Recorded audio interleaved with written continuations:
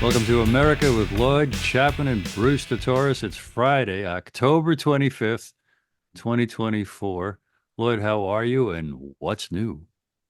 I'm tremendous. I just came back from LA. I attended the independent candidate debates, and that was fascinating.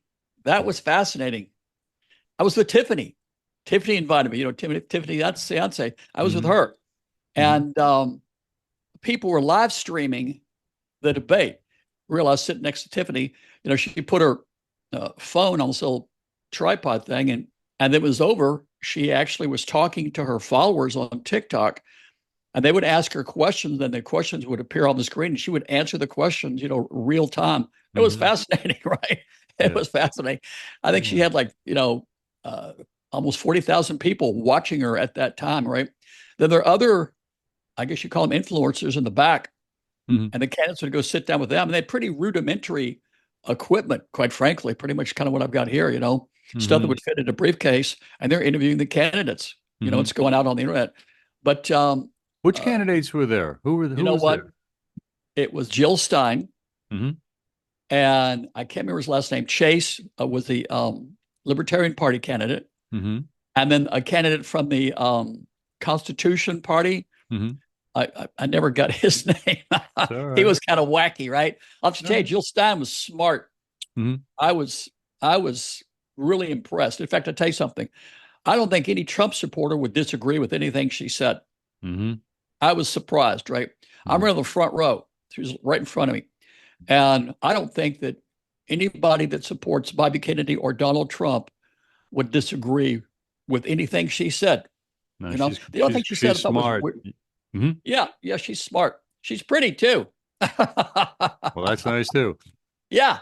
But I talked to her staff quite a bit, her campaign manager, and I think I might be meeting with her.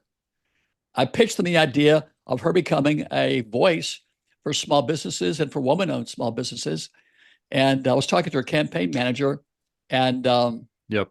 I took out my phone and I said, "Hey Siri, what percentage of U.S. firms or small businesses?" It said 99.9, and he was shocked. He was really shocked, right? Mhm. And so my idea was for Jill Stein to start becoming an advocate for small businesses and woman-owned small businesses because nobody else is. So there's Yeah. nobody running for president or even for any office in America that I'm aware of that's come out and said, I'm a pro small business, pro woman-owned small business. So Jill Stein, I hopefully we'll be doing that. Um, Chase, gosh, I can't remember his last name, That's all but right. he was super nice. I talked to him as we walked out to go, get our cars. But he's smart. He was very powerful speaker. I liked him. In fact, I probably should have talked with him more.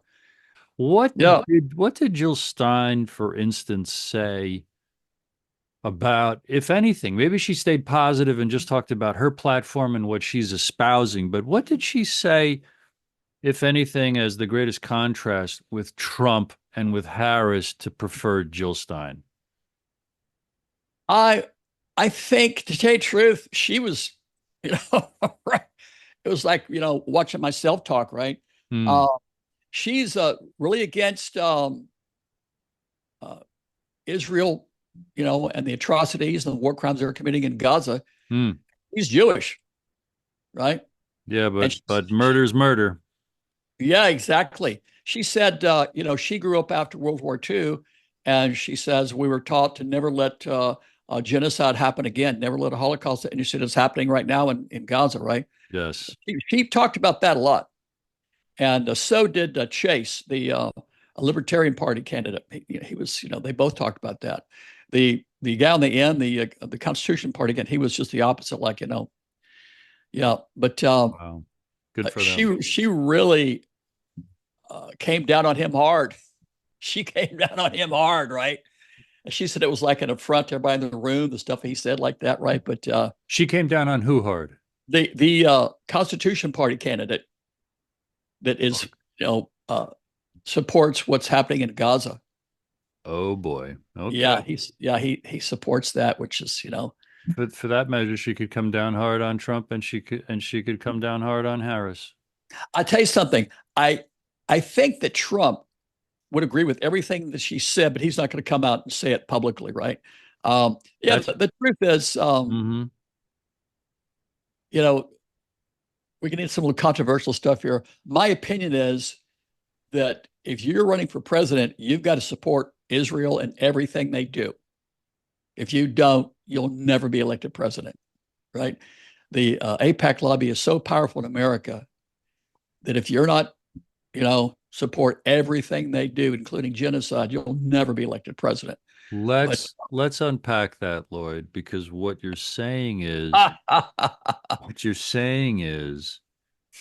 it would are you saying it would alienate too many voters and you won't get in? I would say that the media attack would be vicious and unrelenting.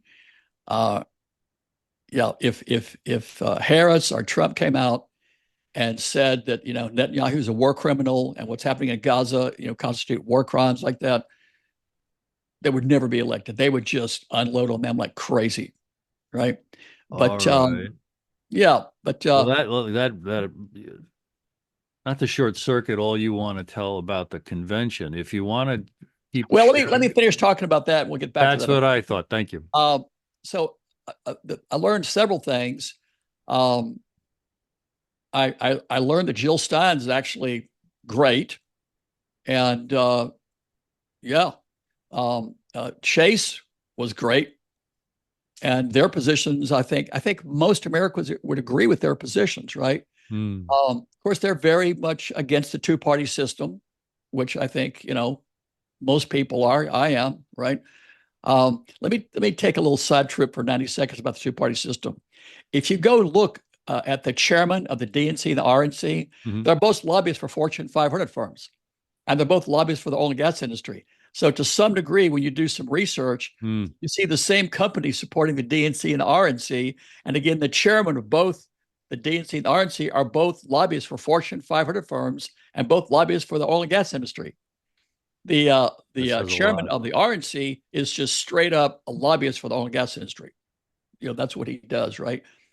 I saw a press release about him being appointed, and they described him as a former lobbyist for the oil and gas industry. Yeah, you think he stopped when they made him chairman of the RNC? My impression is that's why he became the chairman of the RNC, so he could lobby for the oil and gas industry more aggressively, more successfully, right? But it's funny they put former lobbyist, right? Yeah. But anyway, yeah. So the RNC and the what they call it the Uniparty, right? Yep. But anyway, that needs to go away. Hmm. We need a third party.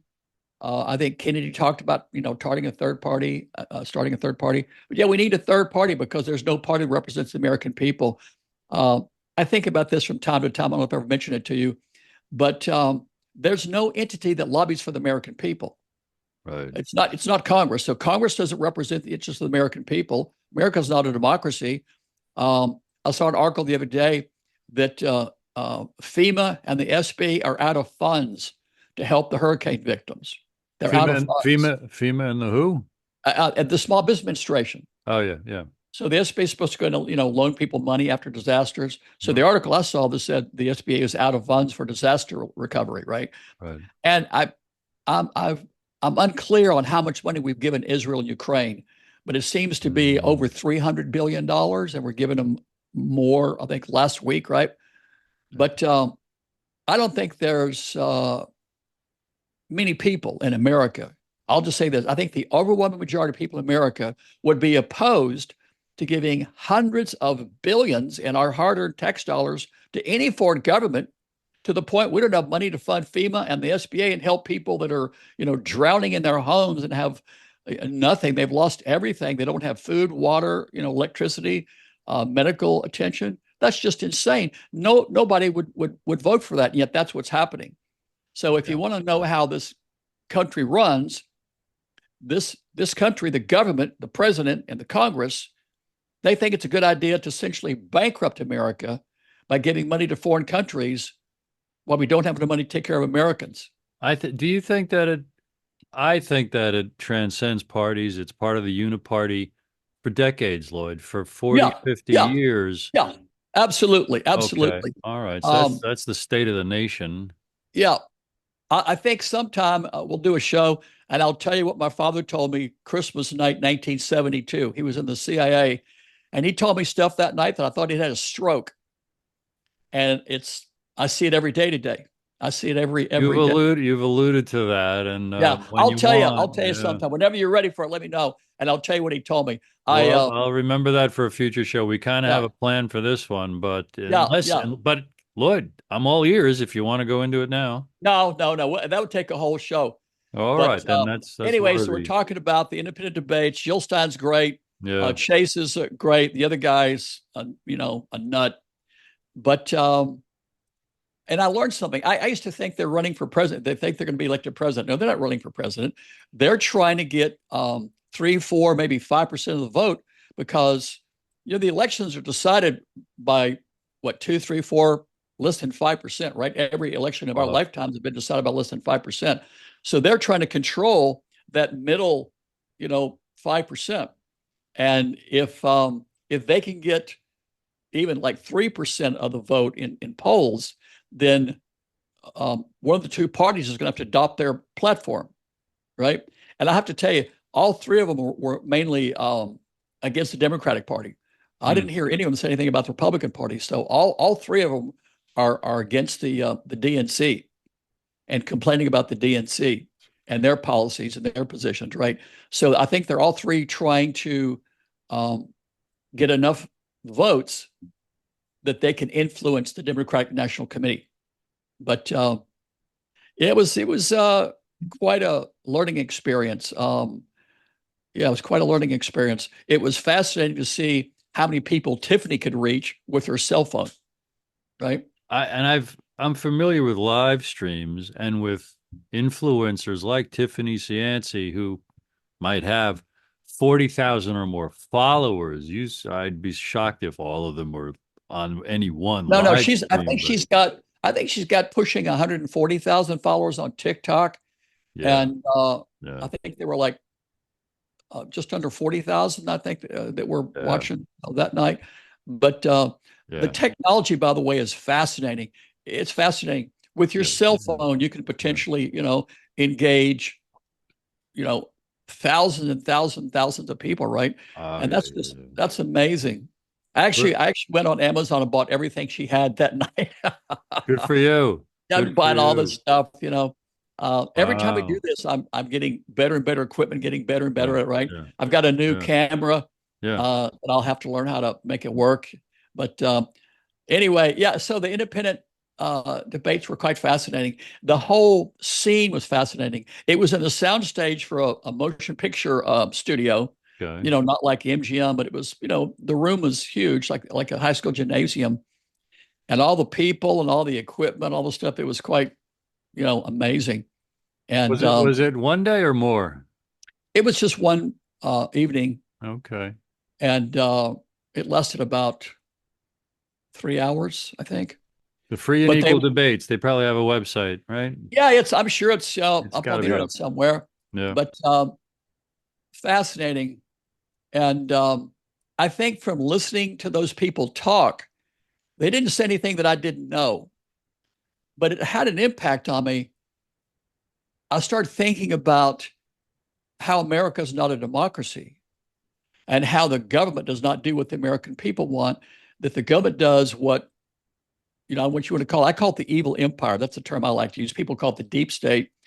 I think there are people that are behind these policies that are hurting the American people Yep. that aren't part of the government, you I know? think evil empire is a fair assessment.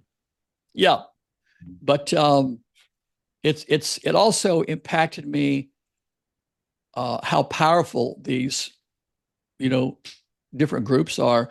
Um, but yeah, the strongest thing I came away from is America's not a democracy, and to some degree, it doesn't really matter who's elected president. It doesn't matter who you vote for.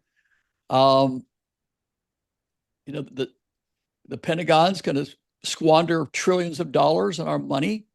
Um, these powerful lobbies, have control of Congress, and it's the only hope that I can have is that Trump's elected, that Bobby Kennedy, Elon Musk, Tulsi Gabbard, Nicole Shanahan, Tucker Carlson, that they'll have enough influence on him that we can break out of that. But I would say, gosh, every president in our lifetimes has been heavily influenced by, some powerful lobby in the steel industry, Absolutely. Yeah. yeah, like the big pharma, the military industrial complex. Yeah. But yeah, just These are themes we develop every week because they're outrageous. They need to be stated every week because more and more people are learning that, but not enough know about it yet. So it's crucial to make these points every week. It really, really is. yeah, I want to drill a little deeper into your thoughts and reflections about the debate you were just at, the free and equal debate. You said that collectively, all those candidates, Jill Stein, Libertarian, the Constitution Party, were basically arraying against the Democrat yeah, candidate and clearly, platform. clearly, What yeah. and what does that what would you say to folks who are repulsed by Trump, but they're hearing that more and more from you and very other credible people, like, wow, what's so horrible about the administration today and the prospect of a Harris administration? What did you learn new, or how did they say it new that you wish all undecided voters, if there are any left, that they would know about? Well, if you hate Trump, vote for him anyway, because Biden and Harris are pushing this country closer to World War III and thermonuclear war than any point since the Cuban Missile Crisis. So if woman starts complaining about me, Trump talked about grabbing someone by the pussy, that kind of stuff, right? Who gives a shit compared to thermonuclear war, right? Our complete economic collapse. So the Constitution Party guy was talking about the fact that, which I agree completely, we're heading towards complete economic collapse. Elon Musk has written about that. Go to your computer and search on, United States of America bankruptcy. You'll see multiple stories. There's some pretty smart people out there that think we're heading for bankruptcy, and I agree completely. So yeah, it's to me it's stupid to vote or not vote for Trump or vote. It's stupid to vote for Harris because you don't want Trump, right? Yeah. Um, Yeah. we discussed this before, and I've done videos about this. The Trump team is infinitely superior to the Harris team, right? Right. Elon Musk is, in my opinion, the smartest guy in the world. Have you seen the video of his rocket ship taking off and landing back where it came? That's amazing. That's like I that was in see. science fiction movies in the 50s, right? Yeah, yeah, And and people can see our past episodes to see a deeper dive into that particularly. yeah, And also what I'm about to say, it's Trump is no savior on a white horse. He's no no, guarantee of being much better. There's just the plausibility that he would be a millimeter or two better because, yeah, in Bruce's opinion, that's what he was during his first term. And now he's saying great things consistent with Bobby's agenda, and he's letting Bobby for 2 months now, practically 2 months, August 23rd till now, say that a Trump administration is going to do many of the gigantically important, wonderful, miraculous things huh, that Kennedy wanted to do huh, when he yeah, was running. To dig into the weeds very particularly about World War III and its likelihood, Lloyd, I've seen attributed to Trump many statements that sounds like he's so 100% with Israel that if Israel continues to expand its aggressions to the extent of threatening Iran, to the extent of bringing Russia in to defend Iran, there's just as much chance of nuclear war on that front as there might be in the Ukraine. And Trump, I haven't seen one word of him walking back one step the slaughter, the genocide, the crime against humanity that we are facilitating Israel inflicting on the Palestinians in Gaza. So Trump is no magic No. pill. He's no magic wand. It's it's it's a little something to do to vote for him rather than Harris on the ghost of a chance that he'll get in without obstruction and that he'll actually do any of these good things sooner than later. Obviously, I've got no enthusiasm or a belief that anything would be a given, even if he wins the election, as I've said many times. Yeah. Well, again, look at his people. Bobby Kennedy. Yeah. The biggest tragedy in my lifetime was that Bobby Kennedy was elected president, right? Yeah. So now he's going to be, working with Trump, right? But I mean, look at that team of people. Tulsi Gabbard. Let's just say this: I don't think there's ever been an administration that had two other former presidential candidates in that administration. Well, right? the best thing. Well, I don't know what's the best thing about her in terms of accomplishments. Can you? Tulsi, Yeah, I know. I admired her for years. What she yeah, espouses and the frauds and the corruptions that she has uh, exposed over the last few campaign cycles. But tell me any accomplishments that you might know of. Obviously, I could research that, but I'm so uninspired, apparently. But what can you tell me, if anything, about the accomplishments that you're Tulsi aware of? Gabbard. I'll Please, have to yeah, say I don't really know a lot about that. I just know that she was a Democrat right. and they jerked her around, right?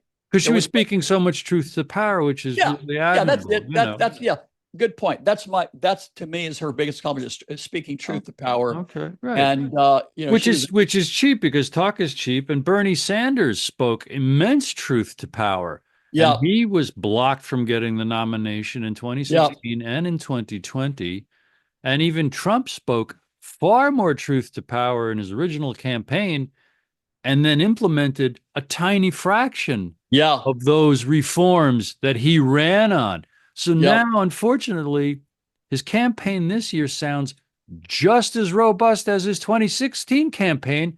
But when he got into office, he had the courage and the strength and the energy to implement just a tiny percent of the great promises. So do I think he's going to do much of what he's promising now, Lloyd?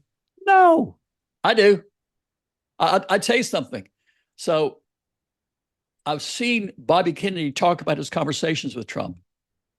So I've met Kennedy 3 times. I did his podcast, and I won't say that I know him, but I know who he is.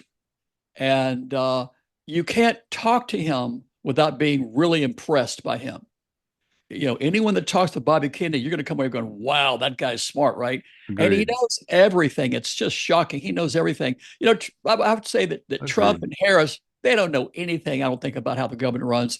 Kennedy knows details about every agency, right? So I Yeah. believe that he's going to be a huge influence on Donald Trump. And here's what I've heard him say, and it makes sense to me. I saw the interview in the Oval Office with Trump and Obama, and Trump was in shock. It wasn't an interview. It was when Trump won the election and he was the ceremonial meeting in the Oval Office, Yeah, I believe, yeah. right? Yeah, yeah. He was in shock. You could just tell he was just sort of like, He was president-elect. like that, right? Yeah, no, He no, didn't- that's come out. People have said, and he's even said he was shocked that he won in 2016. yeah. Well, so he didn't expect to win. He didn't have a transition team. He had nothing. And so he told Bobby, he said that when I was elected, I didn't realize I had to fill like 16,000 jobs. He said I had to turn everything over Yeah. to the lobbyist. So the first Trump administration was basically run by the lobbyist, right? Right. You have to know how to be the president. You know what I'm saying? You got to know how Congress works. And, Trump didn't know any of that stuff, Right. Yeah, he didn't know. So now he knows. And he told Kennedy, he said, I made a lot of mistakes. I had a lot of the wrong people, right? Absolutely. Yeah. Lloyd, So, I want to save time for some things I brought to the table, a couple of headlines, but I also want to broaden this conversation we're having right now to this degree because Trump's 78 years old and he's rather overweight. He's the type of guy who could drop dead any second. And if he will let Bobby do as much as Bobby says he's going to do, and lately Trump's making joint appearances with him, and Kennedy is saying, while on stage with Trump, we're going to do this, that, or the other thing, yeah, which wraps Trump in much of the agenda that Bobby was espousing, and then he was pushed and bullied and lawfared and just off the agenda. If Trump is the threat to the big interests that he is adopting Bobby's agenda, we have to be prepared for a couple of planes carrying the two of them to go down mysteriously, suddenly in a big You know explosion. what? I tell you what. And that's what I was leading to. Now, Is this question? If is big picture, long range for young people, for parents, for people who are concerned about their kids and their grandkids, and also, God forbid, the worst case scenarios happen where Trump's taken out, the election is stolen from him, we descend into some real violence, the economy crashes, this, that, and the other thing. As men of our age, what do we say to the young people in terms of life goes on and the ideals of the American founding are worth knowing and memorizing and passing on to younger generations? Because if our system is so corrupt right now that it collapses, we have to inspire enough young people to rebuild our institutions and ride herd on our representatives so they work for us with transparency and accountability. What would you say into all that, please? Biden, Harris, and the DNC are against free speech. That's the worst thing you can do. That's the worst thing you do. They're trying to control everybody. So Biden, Harris, and the DNC and the Democrats and Hillary Clinton and John Kerry, all the Democrats, Agreed. they're against free speech. Agreed. And that's the beginning of tyranny. That's the beginning of the downfall of America. And yeah, nothing's worse than trying to silence the American people. And I heard Russell Brand, I think the word is confabulate. Is that the word? You probably know that. I think I've heard that word. Yeah, which I think it means they're confusing.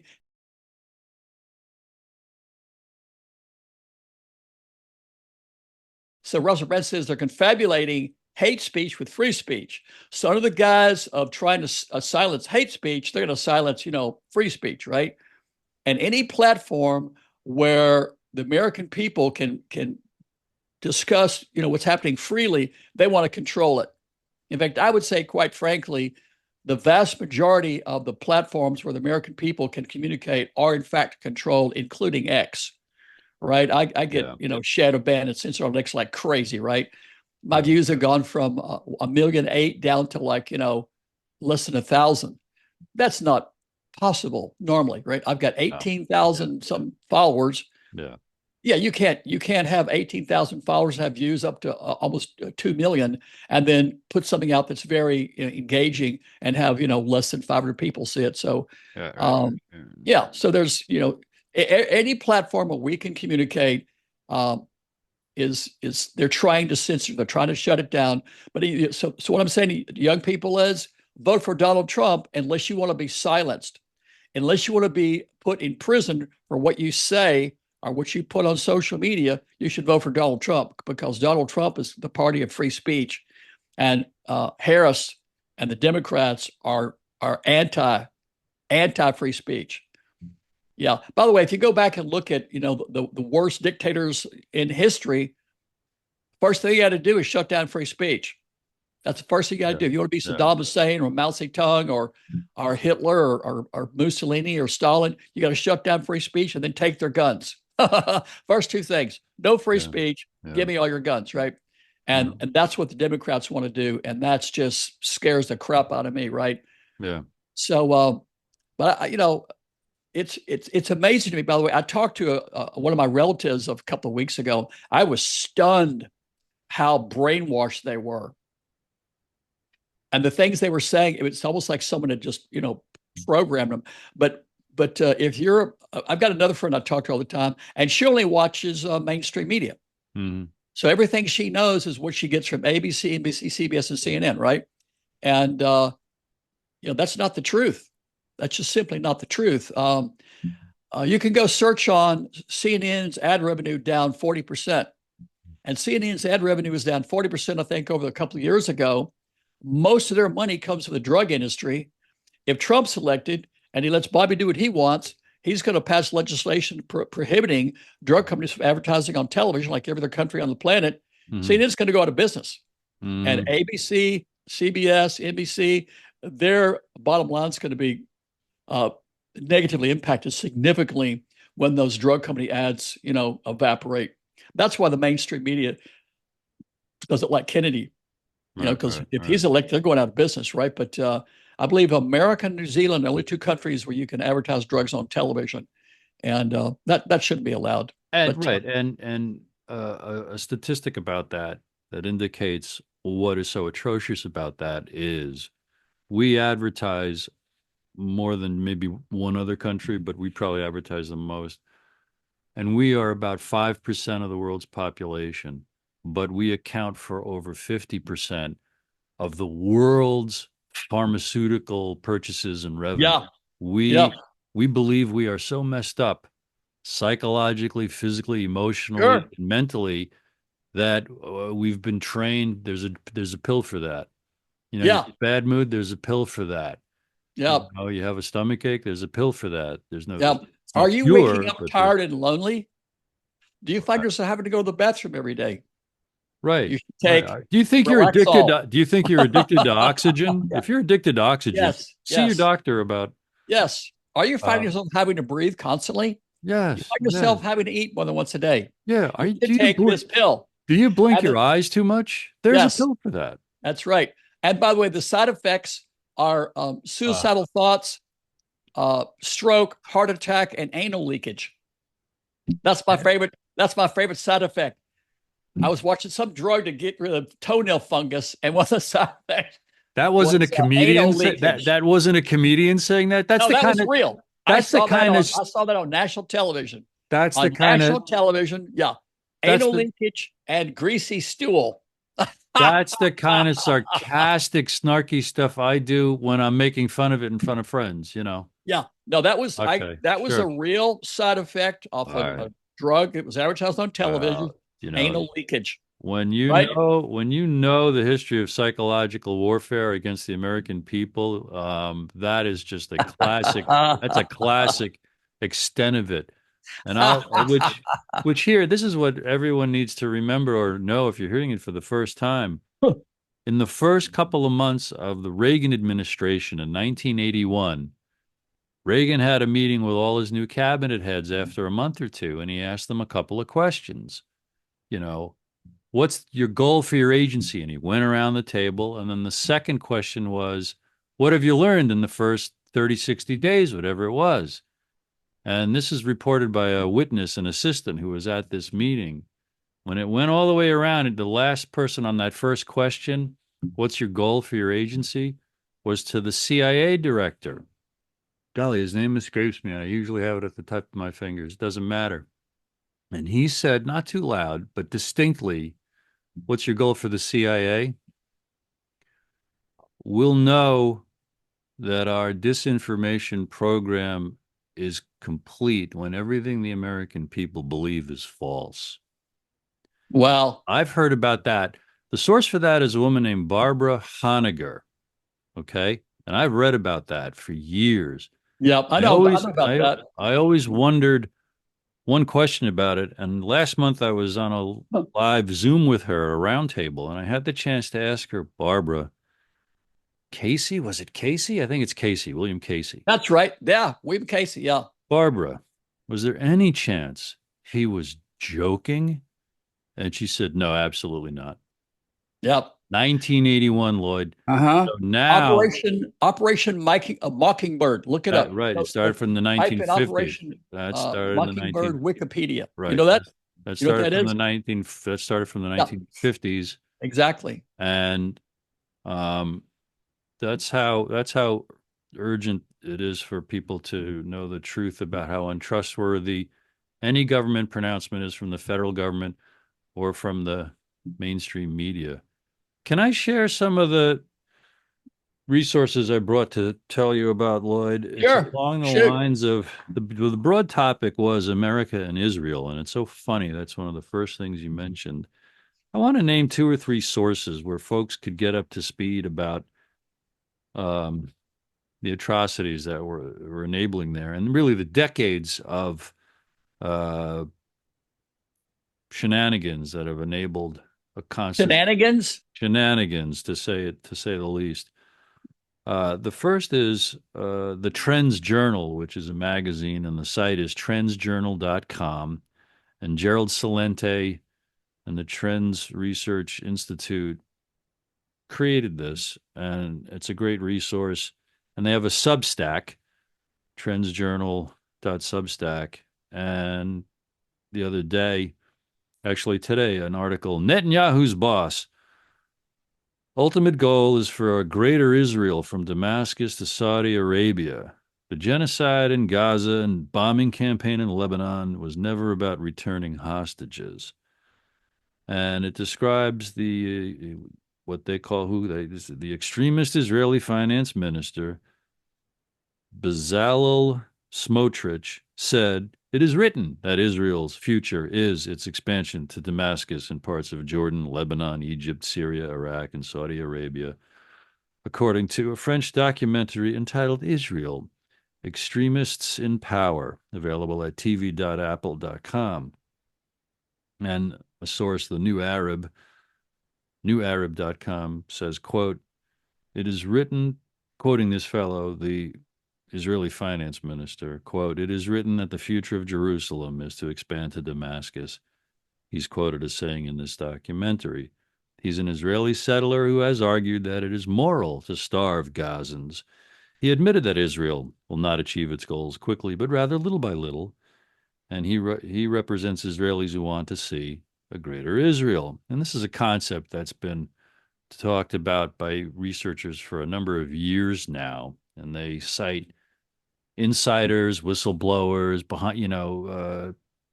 classified documents to describe this greater Israel that Yeah. is slowly being pursued there.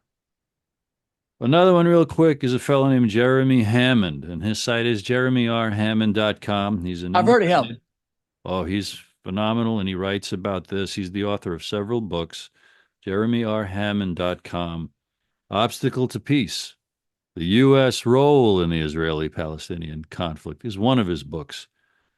And his work, the aim of his work is to empower people with the knowledge needed to see through the lies and create a brighter future for our children. And he's an eloquent and meticulous researcher and documenter of the history, Lloyd, from 1948, the creation of Israel, and how the United States has helped Israel prevent and block any real efforts for peace.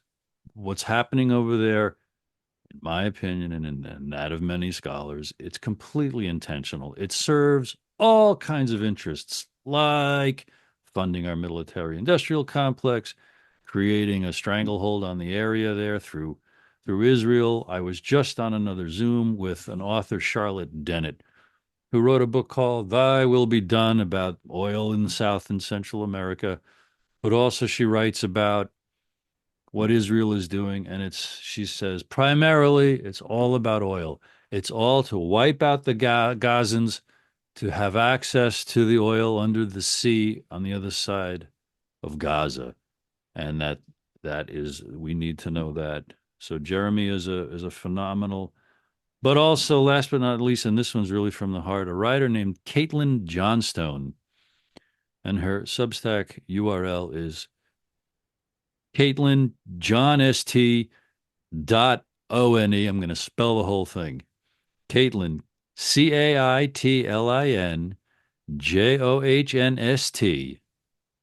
Johnst .one. It's funky, but it's worth it. Her latest headline: "The only good thing about the nightmare is that it's exposing the monsters for who they are." I'm going to read the first paragraph, Lloyd. Thank you for indulging me. Sure.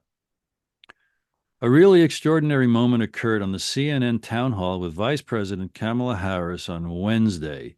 Asked by an audience member what she would do to end the slaughter of Palestinians by U.S.-sponsored bombs, Harris delivered her usual canned answer about how far too many Palestinians have died and the need for a two-state solution, after which host Anderson Cooper asked a follow-up question. What do you say to voters who are thinking about supporting a third-party candidate or staying on the couch, not voting at all because of this issue?" he asked. What followed was a jaw-dropping answer from the vice president. In essence, she says that people who have strong feelings about the genocide in Gaza need to get over it and vote for her anyway if they want abortions and affordable groceries, because she supports the genocide and that's not going to change. She said that? In essence, this is what she said, quote, listen, I'm not going to deny the strong feelings that people have. I don't know that anyone who has seen the images who would not have strong feelings about what has happened, much less those who have relatives who have died and been killed. And I know people and I've talked with people, so I appreciate that. But she continued, quoting Caitlin, quoting Harris. But I also do know that for many people who care about this issue, they also care about bringing down the price of groceries. They also care about our democracy and not having a president of the United States who admires dictators and is a fascist. They also care about the fact that we need practical, common sense solutions from a leader who is willing to work across the aisle on behalf of the American people and not themselves. They want a president who cares about a fundamental freedom to make decisions about your own body, understanding that we're not trying to change anyone's belief, but let's not have the government telling women what to do with their body, end quote. Caitlin comments, and I'm almost done, Lloyd, thank you. Which is just wild. I mean, technically, she's not saying anything different from what liberals have been shouting for months at Americans who oppose the Gaza genocide, but she's not supposed to say that. She's not supposed to come right out and admit that she's a genocidal monster and tough shit if you don't like it because Exactly. the other candidate is the greater evil. That's normally the sort of disgusting manipulation you let other people do for you while pretending to be a good person. That was Caitlin Johnstone on that. Unbelievable. Um, so she says affordable groceries. Inflation is a direct result of the fact that the Biden Harris administration has printed hundreds of billions of dollars to give to these foreign countries. That's what caused inflation. So you probably agree with that, right? When Well, they're Lloyd, can I hold your feet to the fire? sure, The point was Harris pivoting away from the genocide in Gaza. yeah, I yeah. can't, I can't let us pivot away from All right, that yeah. point. She has to. That is Harris or not a genocidal monster as portrayed by Caitlin Johnstone? I say, yeah, this is what we've become. And Trump isn't backing back from that at all either. This is what we've become. It's become normalized. And then at the end of that little essay, Caitlin Johnstone makes the point. The only good thing about these two people running for president, normalizing genocide, and I almost used a colorful New York City word. The only good thing about it is more and more people are going to hear and see it for what it is, and then things will change. Yep, yep. Um, I post about this a lot on X, but Biden Harris has given Israel thousands of 2,000-pound bombs made by General Dynamics. It's called a blockbuster. I think it's called a Mark IV, a blockbuster, and it's designed to leave a hole 50 feet wide and 36 feet deep. And they've given Israel thousands of those, and they're carpet bombing Gaza with 2,000-pound bombs. That's genocide, right? You can't say, oh, we're going after these terrorists, no, they're carpet bombing Gaza with General Dynamics 2,000-pound blockbuster bombs, and they're just killing people indiscriminately. Yeah, I'll tell you something. It's just makes me so disgusted and angry, and to think that my tax dollars are being used to kill children in Gaza. My tax dollars, are being used to kill children. Yeah. By the way, here's Mhm. something I learned over the weekend. In the past, Well, someone called me anti-Semitic because I'm against, a genocide. No, anti-Semitic. Um, I saw a protest in Tel Aviv like 4 or 5 days ago. There's like millions of people protesting.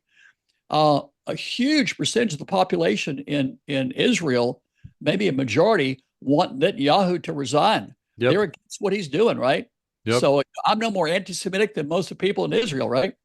But I also learned something else. I might sound stupid to you, but you can be Jewish and be anti-Zionist. Thank you. I didn't know that. All right. So yeah, you can It's a be great distinction. It's a great yeah, distinction. hypothetically, under the definition that some people use, half the population of Israel are anti-Semitic, right? Because they're against Netanyahu and Gaza, right? So Right. yeah, you could be, you can be against genocide against Netanyahu and not be, anti-Semitic, right? By the way, let me take a couple of minutes and ask you some questions. Ready? What do you call people that are against Catholics? Golly, is there a particular handle? I don't know, Lord. What about people that are against Baptists? What do you call them? I'm getting your point.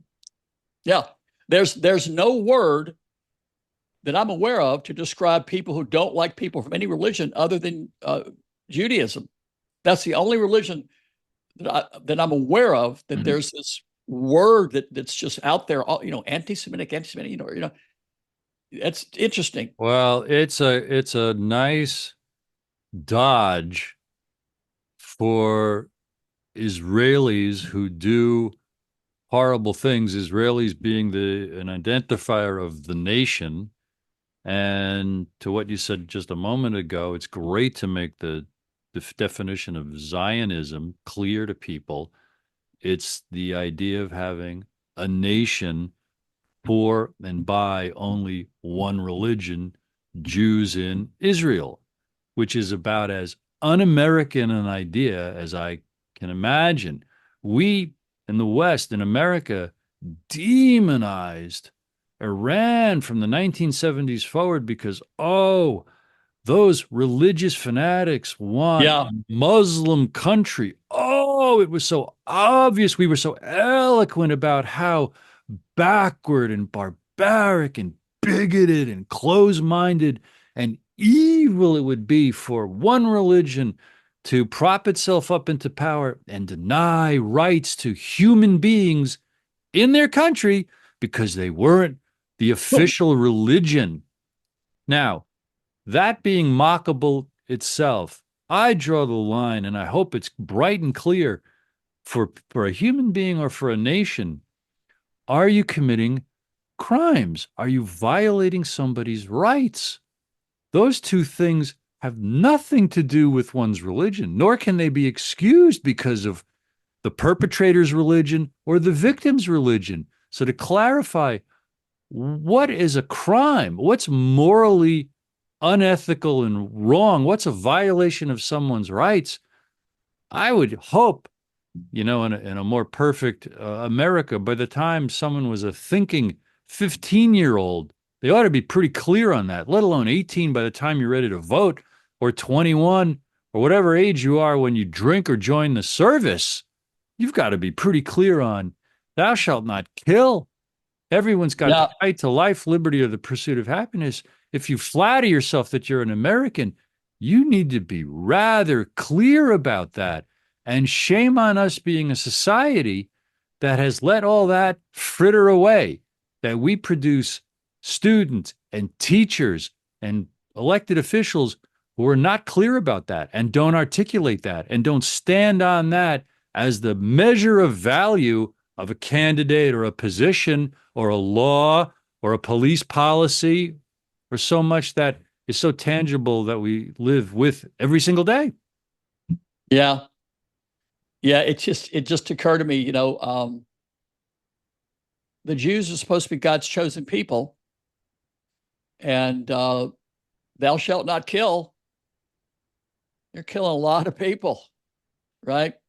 Like So any tyrannical regime, like many tyrannical regimes over time, and it's so well defined in so much literature following World War II, the nature of totalitarianism and the psychosis and the psychology of a ruling regime. Number one, if you say, and I agree, it's the eradication of free speech. Hand in hand with that, step by step, side by side, is the identification of an enemy. Then Yeah. now, oh God, we're the good guys. Anything we do is justified because they're a disgusting enemy. They are not worth consideration. They're subhuman. And all that language that the Nazis used against the Jews in the 30s and 40s, I'm hearing coming out of the Yeah. mouths of Israeli leaders and Yep. and its allies here in America. It's revolting. Yeah. When you think about the Warsaw ghettos in World War II and the way the Nazis treated the Jews, it seems to be the exact same way that the Palestinians are being treated in Israel, right? It seems to be Amen. identical, right? Amen. But the thing that really makes me give me some hope is that it looks like the majority of the people in Israel agree with you and I Yeah, that they yeah, want this war to end. They don't yeah, support genocide. They don't support Netanyahu, right? yeah, So yeah. I think a couple of years ago, if you criticize Israel, you're anti-Semitic, right? Right. And that's gone away. By the way, some idiot kept accusing me of being anti-Semitic because I was against genocide in Gaza, and I think they've kind of worn that word out. It doesn't have the power that it used to. I mean, Yeah. they've used it too much. It's been used too much, right? But Well, just another point about Israelis resisting Netanyahu for a number of his policies. It illustrates what has long been seen about empires and corrupt governments that eventually collapse from corruption, particularly empires, the atrocities they inflict on their subject peoples, their colonies abroad. Eventually, as it contracts and collapses, it brings its worst atrocities home. We're seeing that in Israel, and we're seeing that in the United States of America. And particularly in Israel, another example of it is, I believe they are one of the most heavily vaccinated populations after COVID-19. And there are a number of books now and many authors on podcasts testifying and documenting that crime against humanity. The atrocities of the illnesses and the diseases and the deaths and the malformations of fetuses and the problems that women have in childbirth, in pregnancy. Lloyd, that's another elephant in the room that we could do yeah, many, many, many, many, many whole shows about, almost wiping into insignificance if Harris or Trump become president, because they are not talking about the most atrocious, by many people, and many people who've studied this, including myself, the most atrocious crime against humanity that's ever been afflicted. And I'm convinced that it's the COVID-19 vaccines. yeah, yeah. I discussed this with a reporter that I met the other night. We had dinner that night, and we talked about the fact that most likely Pfizer and the drug companies had multiple formulas. And that's why when you got a shot, you had a serial number. You had one, and they could keep track of you. I think they were testing multiple formulas. That's why some people dropped dead the day after they got it. Other people had no side effects, right? There's a variety of side effects. But I would bet my life, by the way, that Pfizer used multiple formulas around the world to test it. Why wouldn't they? I mean, Absolutely. really, And also that why wouldn't reminds, they? yeah, and I've seen people who've studied that, Lloyd, say the quality control is so bad, so either they keep track of different batches, or Yeah, or it was such a chaotic lack of quality and non-caring that they had no control over what batch was in what. Because exactly. Yeah, because from what you just described, then everyone who got a shot from a particular batch would probably be afflicted, but that's not necessarily the case. So even in a batch, there's fluctuation because of the piss poor quality control in the manufacturing processes, yeah, which in an honest system, if there were regulatory agencies who were actually monitoring for health, would have brought that to a halt probably years ago with different products, because these same companies, Lloyd, 10, 20 years ago, had billion-dollar judgments against them because of the unbelievable negligence of their quality. Yeah. So we're at a good length for a show, Lloyd. What do you think? I think we're in trouble in America. I think we're in big, big trouble. And the only way out is to get Donald Trump in there, whether you like him or not, because he's got some of the smartest people on the planet on his team, right? Bobby Kennedy, Tulsi Gabbard, Nicole Shanahan, Elon Musk. Yeah, we're in big trouble. If Harris gets elected, I say America will suffer a complete economic collapse within a decade, possibly within 5 years. A complete economic collapse within 5 years. Um, yeah, we're in big trouble. Can you imagine, by the way, major political leaders against free speech? Well, I that's would thought that's that how was, far we've come, and that's how dumbed down the society is, and my God. that's how normalized such Yeah. demonization of dialogue and speech has become.